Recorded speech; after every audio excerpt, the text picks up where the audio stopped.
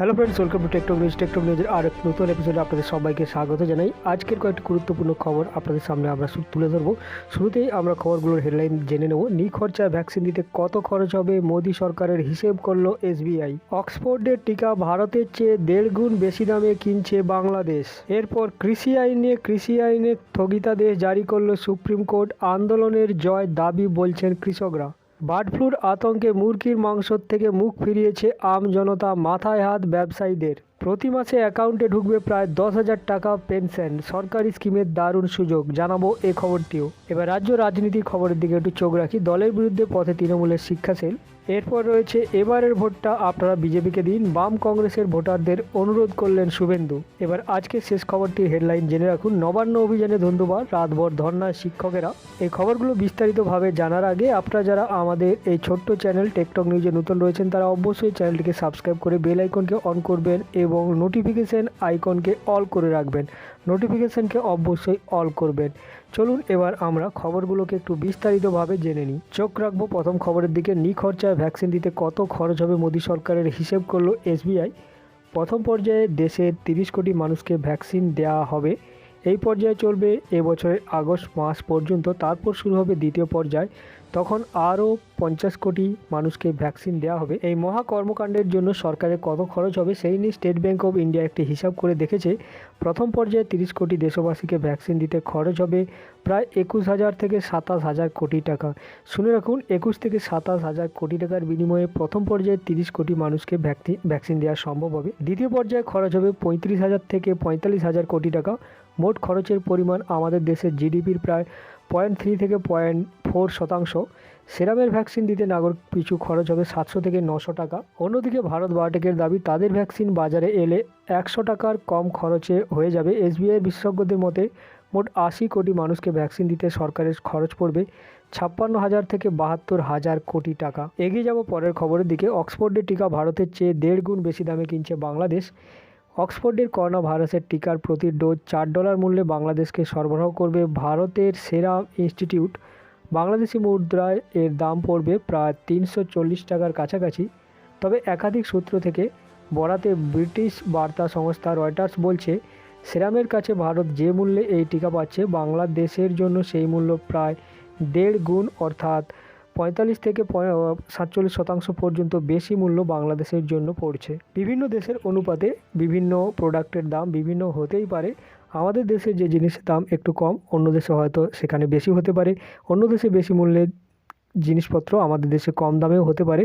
এগুলো দেশের উপর নির্ভর করে। আপনি কি মনে করেন এই সম্পর্কে? আপনার যদি মত থাকে অবশ্যই জানাবেন। এবার কৃষি আইনে স্থগিতাদেশ জারি করলো সুপ্রিম কোর্ট। আন্দোলনের জয় দাবি কৃষকদের। কৃষি আইন নিয়ে বড়সড় ধাক্কা খেল কেন্দ্রীয় সরকার। 3টি নতুন কৃষি আইন কার্যকর করার ওপরে স্থগিতাদেশ জারি করল সুপ্রিম কোর্ট।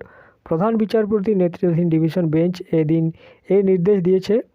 একই সঙ্গে 4 বিশেষজ্ঞ নিয়ে একটি কমিটি গঠনের নির্দেশ দিয়েছেন শীর্ষ আদালত।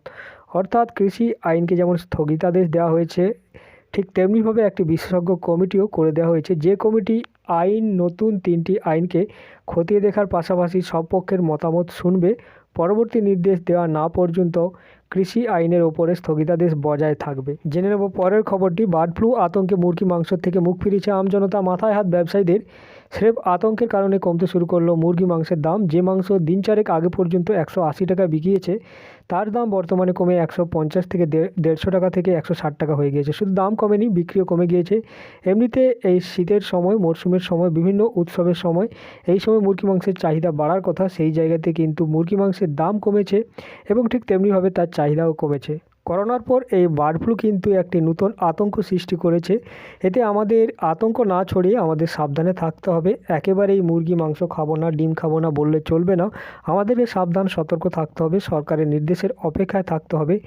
নিজেরাই আতঙ্কিত হয়ে কোনো কিছুর সিদ্ধান্ত নেওয়া একেবারেই ঠিক নয়। এ বিষয়ে আপনার যদি কিছু অভিমত থাকে অবশ্যই নিচে কমেন্ট করে জানাবেন। এবার আপনাদের সামনে এই সরকারি একটি পেনশন প্রকল্পের বিষয়ে তুলে ধরবো, যেখান থেকে মাসে প্রায় 10,000 টাকার কাছাকাছি পেনশন পাওয়া যেতে পারে। এই প্রকল্পটির নাম হলো প্রধানমন্ত্রী ভায়া বন্দনা যোজনা।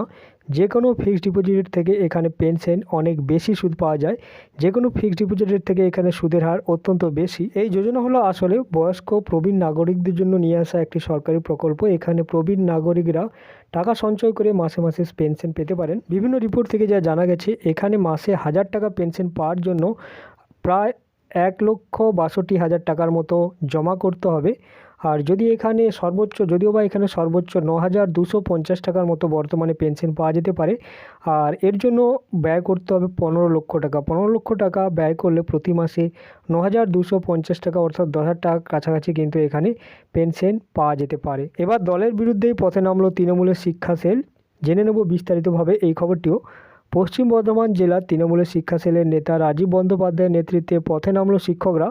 তাদের অভিযোগ, পশ্চিম বর্ধমান জেলা তৃণমূল কংগ্রেসের নেতৃত্ব বিভিন্নভাবে জেলার শিক্ষক সমাজকে অপমান করছে, তাদের বিভিন্নভাবে বঞ্চিত করা হচ্ছে। যে সকল শিক্ষক শিক্ষিকারা এই মিছিলে অংশগ্রহণ করেছিলেন তাদের একটাই প্রশ্ন, কেন শিক্ষকেরা বিভিন্নভাবে অপমানিত হবেন? কেন শিক্ষক সমাজ তৃণমূল কংগ্রেসের পশ্চিম বর্ধমান জেলা কমিটির থেকে বিভিন্নভাবে বঞ্চিত হবেন? এই সমস্ত বিষয় নিয়েই তারা পথে নেমেছে বলে জানা গিয়েছে। শিক্ষক শিক্ষিকারা আমাদের সমাজের একটি মূল স্তম্ভ, তারা কখনো অপমানিত বা বঞ্চিত হোক, এটা কখনোই আমাদের সভ্য সমাজের কাম্য নয়। এবারের ভোটটা আপনারা বিজেপিকে দিন। বাম কংগ্রেসের ভোটারদের অনুরোধ করলেন শুভেন্দু। দুর্গাপুরের সভায় ভাষণ দিচ্ছিলেন তিনি, সেখানেই তিনি বলেছেন, এখানে তিনি বাম ও কংগ্রেস সমর্থকদেরও দলে টানার চেষ্টা করেছেন। বিরোধী দুই দলের কর্মী সমর্থকদের প্রতি তার আহ্বান, এবারের ভোটটা আপনারা বিজেপিকে দিন। এ প্রসঙ্গে বামেদের প্রশংসাও শোনা গেল বিজেপি নেতার মুখে। আজকে শেষ খবরটিও রয়েছে শিক্ষকদের নিয়ে। নবান্ন অভিযানে ধুন্ধুমার, রাতভর ধর্নায় শিক্ষকেরা। জেনে নেব এই খবরটিও। বিভিন্ন দাবি দাওয়া নিয়ে শিক্ষক সংগঠনগুলির নবান্ন অভিযানকে কেন্দ্র করে ধুন্ধুমার বাঁধল ময়দান চত্বর। শিক্ষক সংগঠনের অভিযোগ, আদালতের অনুমতি নিয়েই তারা নবান্ন অভিযান শুরু করলেও পুলিশ তাদের আটকে ফের শহীদ মিনার চত্বরে ময়দানে ফিরিয়ে দেয়। সেখানে ওই শিক্ষকেরা অবস্থান বিক্ষোভ শুরু করেন। শিক্ষকদের একাংশ সোমবার বিকেল থেকে অনশনও শুরু করেছেন। জেনে রাখুন, পশ্চিমবঙ্গ শিক্ষক ঐক্য মুক্ত মঞ্চ, শিক্ষাবন্ধু যৌথ মঞ্চ, পার্শ্ব শিক্ষক সংগঠন, এসএসকে এমএসকে শিক্ষক সংগঠন, বৃত্তিমূলক শিক্ষক সংগঠন, কম্পিউটার শিক্ষকদের সংগঠন, মাদ্রাসা শিক্ষক সংগঠন সহ প্রায় 13টি সংগঠনের প্রতিনিধিরা সোমবার দুপুরে জড়ো হয়েছিল শহীদ মিনার চত্বরে। ওই দিন তাদের বিভিন্ন দাবি দাওয়া নিয়ে নবান্ন অভিযান ছিল। সেই নবান্ন অভিযানের পথেই পুলিশ তাদের বাধা দেয় এবং ধুন্ধুমার কাণ্ড বেঁধে যায়। বিভিন্ন দাবি দাওয়া নিয়ে মানুষের আন্দোলন করার অধিকার রয়েছে। মানুষ তাদের দাবি দাওয়া সরকারের কাছে পৌঁছে দেওয়ার জন্য তারা পথে নামতেই পারে। এই অধিকারটা সাধারণ মানুষ থেকে যে কোনো মানুষেরই থাকা উচিত। সে শিক্ষক হোক কিংবা যে কোনো সংগঠনের মানুষ হোক, সাধারণ মানুষ হোক না কেন, তাদের দাবি দাওয়া যখন পূরণ হবে না তখন তাদের আন্দোলনের অধিকার থাকা উচিত এবং পথে ঘাটে তাদের প্রদর্শন করার অধিকারও থাকা উচিত, অবশ্য আইন মেনেই। এই ছিল আজকের কয়েকটি গুরুত্বপূর্ণ খবর, দেশ দুনিয়া রাজ্য থেকে কয়েকটি গুরুত্বপূর্ণ খবর, যেগুলো আমার আপনার সবারই প্রতিদিনকার জীবনে কাজে লাগবে। আশা করি খবরগুলো জেনে আপনাদের ভালো লাগলো। ভালো লাগলে লাইক করবেন, অন্যদের সাথে শেয়ার করুন, তাদেরকে জানিয়ে দেবেন। আর এই ছোট্ট চ্যানেল টেকটক নিউজকে সাবস্ক্রাইব করে দেবেন। দেখা হচ্ছে খুব শীঘ্রই পরের ভিডিওর জন্য অপেক্ষা করুন। ধন্যবাদ।